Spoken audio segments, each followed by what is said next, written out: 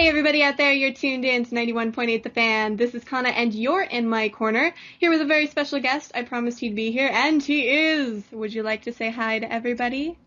Hey everybody out there in internet radio land. This is Lanipator, co-creator of Dragon Ball Z Abridged, creator of Yu Yu Hakusho Abridged, among many other things that I try to work on in my spare time. Well, I'm actually very excited to have you on the show because we have interviewed a few of your friends, but this is the first time we've really gotten to talk to you. Yeah, I know I have kind of a busy schedule. It's kind of hard to track me down, but I am very excited to be here. Awesome. And I was kind of curious because I was going over your body of work, and I noticed with Yu Yu Hakusho, I think that's sort of like your main project in your first one before Team 4-Star, yeah? Yep. That was the first thing I ever actually sat down and posted to YouTube. And, I just kind of, it happened in kind of a down point in my life where I was just injured in a rugby game. I wasn't able to do a whole lot of stuff. I was using a cane, if some people remember some of my older live action videos. And I was just kind of sitting down like, man, what am I going to do? And I stumbled across Little Karibo's Yu-Gi-Oh! Abridged online, and I'm like, wow, this is hilarious. And I basically marathon moded through that entire thing in a night. I think he had 13 episodes at the time. Then I started finding others. I found Berserk Abridged, Naruto Abridged. I'm like, man, there's a lot of stuff out here, and some of these are actually really good. And man, I wonder if I can do something like that. So I found my Yu Yu Hakusho DVDs, and I ripped them over to my PC and threw it into a video editor. And I basically created the first episode in a night, posted it. I'm like, hey, that was something. And then I just waited, and to my surprise, people watched it, people liked it, and even Vegeta and Masako, the guys who create Naruto Abridged, and were one of my inspirations, actually watching, like, hey, that's pretty good, you want to talk? Like, awesome! And it's kind of how I got pulled into this whole thing. That's kind of interesting that it happened during a downtime, so you can kind of say that it helped sort of lift you up and get you through, a time where you were injured. Yeah. It's weird. It's kind of like if I hadn't broken my back playing rugby, I wouldn't be where I am right now. So to be perfectly honest, it's almost like breaking my back was one of the better things that have ever happened to me. I was thinking a finger or maybe an arm, not your back. Nope. I completely broke my back. How did that happen? Oh my. Well, rugby is a very violent game, and I was going into a scrum, like this guy got the ball, I was running at him, bam, huge tackle, only I ended up inverting myself during that tackle, and I landed and I crunched down on my spine. I ended up finishing that game because, there's a whole bunch of adrenaline going through my body. I didn't really feel much except this, really kind of burning sensation going down my back, but it felt kind of normal. But then by the end of the game, when I took some time to rest, it's like, oh God, and I just had to go, straight to the urgent care ER, and yeah, I completely ripped one of my spinal columns out there. It was not fun. That's why the only extra activity I ever did at school was to be a library aide. No, I used to do a lot of sports, and it was weird. I was a weird kid. I was into sports. I would do football. I wrestled a long time back. And then I would also be the artsy kid. I'd be the theater kid, and I'd do choir and chamber choir, that kind of stuff. I kind of mixed myself in there during my high school years. Well, it kind of helped you, though, for essentially what you're doing now, even though it's a hobby, it's a big hobby. And so you can definitely look back on your past experiences, even if they were from school where people beat other people up. And they helped you, form sort of your future. And it's weird, too, because this hobby has basically started to define what I want to do. I've always wanted to, find a job where it's like I don't really have to, quote unquote, work, but I can make money doing what I love. It's just some it's a career that it's really it's a passion that I think almost everybody has. Nobody wants to sit behind a desk and, unless that's their passion, but nobody wants to sit behind a desk 9 to 5 every day and work, do crap that they really don't want to do just for a paycheck. No, I understand. This whole thing over here sort of formed from that. I want to do this the rest of my life if possible because I love it. If you can find something you enjoy, that's the most important thing, I think. Yep. That's always the way I've felt. Now, concerning abridging, how exactly did you get more involved with Team Four Star? How did that whole thing form? Well, the whole Team Four Star thing, like the reason that gets Dragon Ball Z, I guess, the reason I got involved in Dragon Ball Z was because, a little bit into talking to Vegeta and Moscow, we decided, like, a whole bunch of people kept messaging us saying, oh man, you guys are really good. Why don't you guys do a Dragon Ball Z abridged? I'm like, well, we really don't want to get our hands messy in that, like, just the three of us. We were like, I don't know, because they're like, at the time, I think maybe 5 or 6 Dragon Ball Z abridged. Like, yeah, we don't really want to alienate these people. We don't want to make them besides, there were like a couple out there that we actually kind of enjoyed. So we were like, why don't we just do the movies? So we came up with a script for the Dead Zone, came out with the Dead Zone abridged. And people liked that. People were satisfied with that. Later on, we came out with World's Strongest, and then Vegeta moved off to Japan, so we just kind of drifted apart. Like, we weren't able to talk as much, so we weren't able to script out Tree of Might as easily. We got a script out, but it wasn't quite up there to our satisfaction. So that just kind of petered out there. But later on, I think, it must have been the summer of 2008. Yeah, Kaiser and Taka, they were, they were just talking to me in a Skype chat late at night, as we want to do. And they all of a sudden, like, after they brought up, like, Taka brought up, like, dude, why don't you ask him? And all of a sudden, Kaiser just got really quiet. I'm like, well, come on, guys, what's up? And Taka's like, come on, dude, just ask him.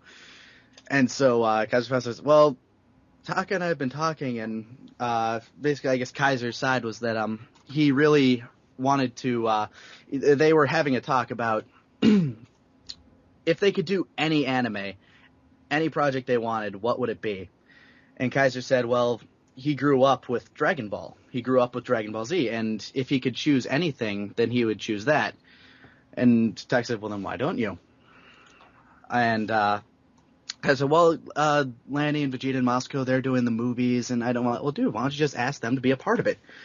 And so Kaiser talked to me and said, like, well, would you like to be a part of this? And I'm like, well, yes, on the condition that I get to be a part of the writing staff and I want to play Vegeta. So that was pretty much it. It was just trying to push and pull and get everybody involved. And it seems like since then you guys have formed a pretty dysfunctional but very loving family. Oh yeah, it was basically like anybody like in our immediate group of friends, HBI2K, Ganjing Ba, Megami 33, anybody who we just basically asked, they're like, yes. Right away, just, yes, I want to be a part of this. Yes. Or I think in God's case, it was more like a, yeah, sure. But, we started that up, and I think the first night, like literally the night we had talked about it, the night that they introduced the concept to me and like, okay, I want to be a part of it, we started talking, and we had not only come up with like most of the jokes for the first season, but we came up with like the huge punchline at the end, which is why episode 9 is called The Setup and 10 throughout is called The Punchline. We came up with Ghost Nappa that night. Oh gosh, if you don't mind me getting off topic just a little bit, the same time you guys released the Ghost Nappa Ghostbusters theme, I had gotten a copy of that game early because I worked at a game store. Oh, nice. Most excited night of my life, and it just topped the night off. So that was a fun game. I actually really enjoyed that one. Oh, definitely. I'm so excited for whatever sequel they make. But anything Bill Murray and Dan Aykroyd and all them touch turns to gold in my eyes. Yogi Bear, but True. But I haven't seen it yet, so I can't judge. Neither can I really. I've seen parts of it though, and I just don't know who it's made for. Yogi Bear it's a cartoon that was old when I was little. I don't know who's going to be taking them to it. Maybe the grandparents who remember Yogi Bear when it was new, like for the children these days. Because if it's a movie for children, I'm sure like those of them who know who Yogi Bear is are in the minority, and those of them who are actually familiar with Yogi Bear are almost non-existent. Kind of true. Though onto the stuff that you guys do, you actually have gone from essentially non-existent abridgers to a big, star in the internet world. Did you? Yes, we are big internet celebrities. Big internet. But no, did you guys really expect, the popularity and the following to just kind of come up so suddenly? I think it was more of a shock to Kaiser and Taka than it was to me, because at the time when we started Team 4-Star, I was sitting there at I don't know, maybe 20,000 subscribers. It's like, yeah, okay, I have a decent amount. I mean, now I've basically tripled that amount, but when Team 4-Star first started up, it was like, holy crap, we got 2,000, 3,000 subscribers in a night. Like the instant we posted the advertisements for it on the page and people were subscribing to it, it's like, oh my god. And that came to a shock, and I was kind of poking fun at Kaiser throughout that, because just earlier that week he had released his 800 subscribers special video, like, thank you for subscribing to me. I'm like, hey dude, if you're gonna make that 800 special subscriber video for those who just subscribed, you might want to hurry now, because you got about 10 seconds. He was like, shut up, Lanny. But yeah, I think what really took us off guard was when it really started to take off after we got interviewed by Daizenshuu EX, then interviewed on That Guy with the Glasses on their Transmission Awesome podcast. And it's like, holy crap, and then we, actually started talking to the people on That Guy. A lot of cool people on there. I actually submit, anime reviews on that website now. Which, yes, outside the otaku. Mm-hmm. I just recently released my Lord Slug for that. Had a lot of fun with that. But yeah, it just introduced us to this huge world, and then all of a sudden we start getting invited to conventions. Like, we got invited to Youmacon for the first time last year, and it's like, wow. That was the first convention, and the first time that Taka, Kaiser, Megami, just a whole bunch of us ever actually met. And then we met Martin, and it was incredible.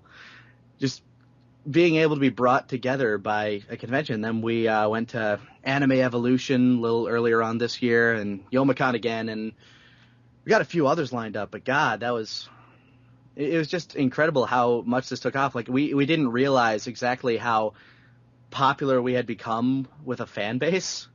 And I think conventions like us, because unlike the voice actor guests, who I hear some of them charge for how many panels they do, or charge to show up to a convention, we show up for free, and we bring a whole lot of people. It's like, just give us a place to sleep and maybe a taxi, and we'll be fine. Hey, give us shelter, free entrance to the convention, and maybe get us some food, and we are good for the weekend. And I think what conventions really like about us is the fact that whereas voice actors, they show up and they're kind of a big name to a lot of people, we show up, but we have direct advertisement for the convention to about 100,000 people. We can post a video and say, hey, we'll be here.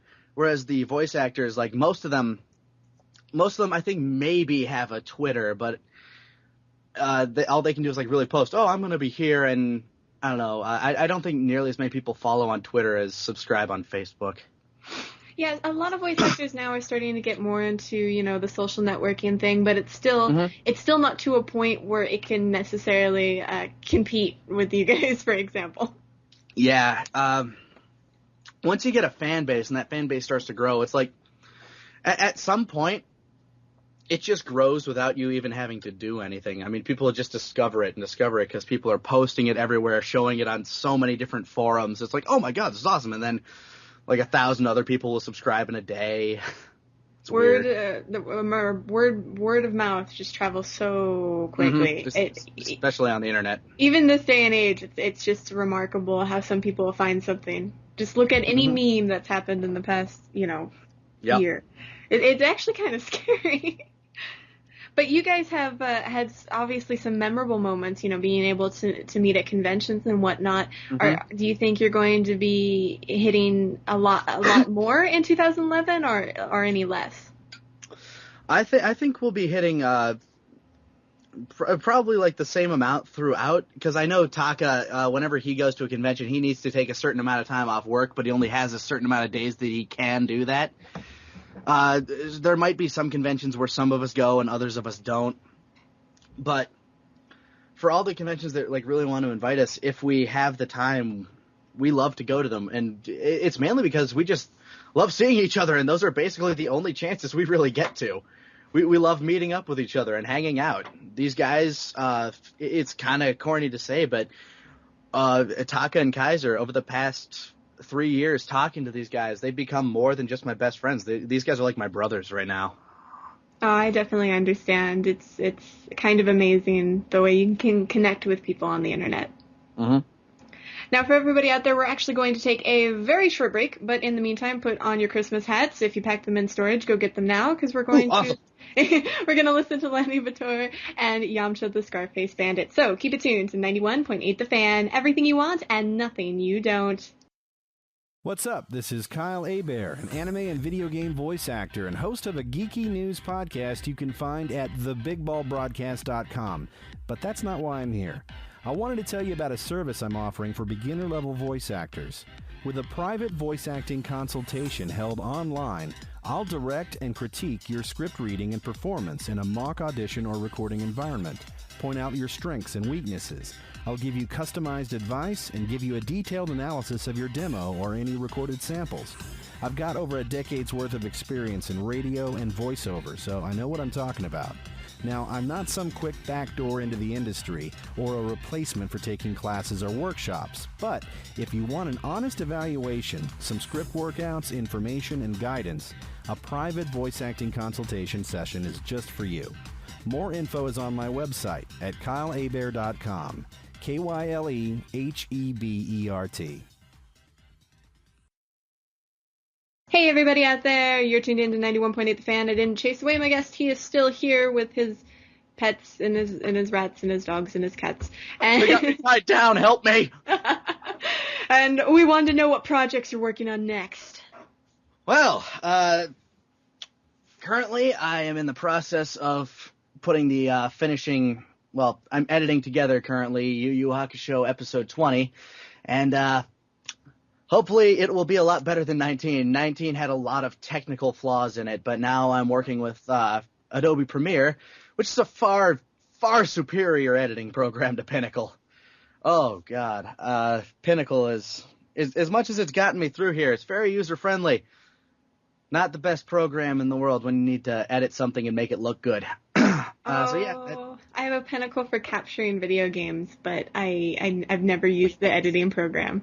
It's great for capturing. That's the entire reason I had it in the first place, was because when I first needed to rip my DVDs, I didn't have a DVD ripping program on my computer, but I did have a converter box that ran straight through there, and it completely ignores the copyright restrictions on it. So it's like, hey, I get full DVD quality on this. That's the entire reason I've been using Pinnacle up till this point. Plus, aside from Windows Movie Maker, it was the only thing I had on my computer. And it is a step up for Movie Maker. I will give it that. So yeah, Yu Yu Hakusho Abridged episode 20. Almost done! Just need to reformat a few things and edit the crap out of it again. And you can find that on your YouTube, right? Yep, I post those directly to YouTube, and usually after that I'll put it on my blog, lanipone.blogspot.com, and I'll follow that up with probably some commentary on, behind the scenes, what went through my head while I was making it, that sort of thing. I'll usually just post on the blog. I apologize. Do you do the social thing, like the Twitter and the Facebook and all that fun stuff? Yes, I do have a Twitter. As a matter of fact, I am typing in live on 98 or 91.8. I remember you talking to me about that during the break. Yes, we did that to him. Right now, 98.1, The Fan. Aw, sad face. Sad face. No, it's 91.8. And I'm curious, do you have any conventions planned yet for 2011, or you're not sure? Well, I recently I'm actually going to a convention right now that I believe I have a panel at, but I actually had to pay to get into it, so I'm not a guest this year. Anime Detour, which is my local con down here in Minneapolis. I actually think it's in Bloomington this year, but whatever. I'm going to be there. I'm going to be doing a Team 4-Star panel. I don't know when it's going to be yet, because they haven't gotten back to me. But I'm definitely going to be there. So if any of my local Minnesota fans or anybody in the surrounding area who is willing to travel to a Minnesota convention wants to meet up with me, I'm going to be there. Probably with a few of my friends. Well, awesome. Well, hopefully the fans can, stalk you in a nice way, not a creepy way. We don't want those. Occasionally you do get the kind of stalker fan out there. Oh, do you have experience with that? Kind of, yeah.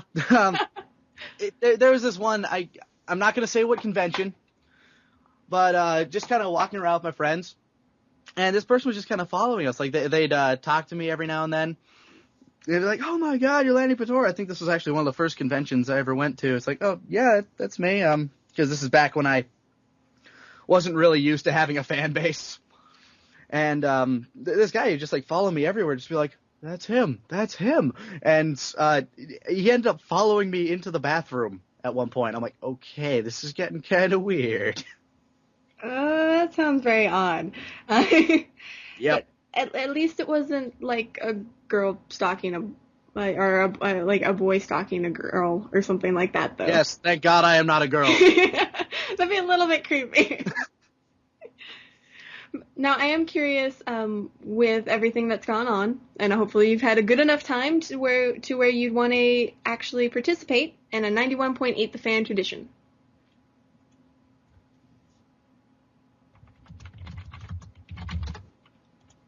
Oh, did we lose you? Oh, hello? Hello? Oh, there we go. Ah. Sorry about that. Lost you there for a second. Oh, no, it happens. I just want to know if you'd be willing to participate in the 91.8 The Fan tradition. Uh-oh. Do I need to blindly agree? Well, you don't have to blindly agree, but I can tell you what it is if you're really I will blindly agree. Okay. We ask everybody who comes on if they'd be willing to do a bump for us. Basically, if they'd be willing to say a line on air, and everybody gets to hear your mess-ups. Oh, awesome. Yes, very awesome. No, I'm kidding. Actually, we ask you can do it in a character voice, you can do it in your own voice. If you'd be willing to say, my name is, you insert your name, I do this, you insert whatever you do, and you're tuned into 91.8 The Fan. All right. Hello, everybody out there in Internet Radio Land. This is Lanipator. I am the creator of Yu Yu Hakusho Abridged and co-creator of Dragon Ball Z Abridged, and you are tuned into 91.8 The Fan. Oh, look at that. That was extra exciting. I know, right? You didn't even mess up. You were prepared for that, I could tell. I've had a little bit of radio experience. Well, that's a good thing, though. That means you have a lot of skills. Yay! And is +1. Yes, +1. Level up. Is there anything else you'd like to say to the listeners out there? Let's see. I'll go off. I'll go ahead and say something schmaltzy like, no matter what you dream, if you believe you can do it, you can. Anything is possible. Reach for the sky. And if something tries to stop you, punch it in the face, because that'll usually work. I mean, it works for almost everybody who I voice. So do it. That sounds very violent. You must get out a lot of rage when you voice many of your characters. Oh God, yeah. Especially Vegeta. There are times when I'm voicing him where I just kind of get into the moments, especially when I need to do his screams. His God, I can't quite remember the episode. The one where he just completely snaps. I think it's 18. Just the huge underwater scream, the scream that transcends time and space. That one was kind of cathartic. Did you scare your neighbors? I always scare my neighbors. Oh, okay. And not always because I'm loud. Well, job succeeded then. Yep. All right. And for anybody out there who missed this interview, we are going to post it up on the website. So in case you want to re-listen to it, just stay tuned to 91.8 The Fan. I have to thank you for coming on today. It was a lot of fun. I really appreciated it. Thank you very much for having me. And for everybody out there, make sure to keep it tuned to 91.8 The Fan, your favorite station where we play everything you want and nothing you don't. The Fan.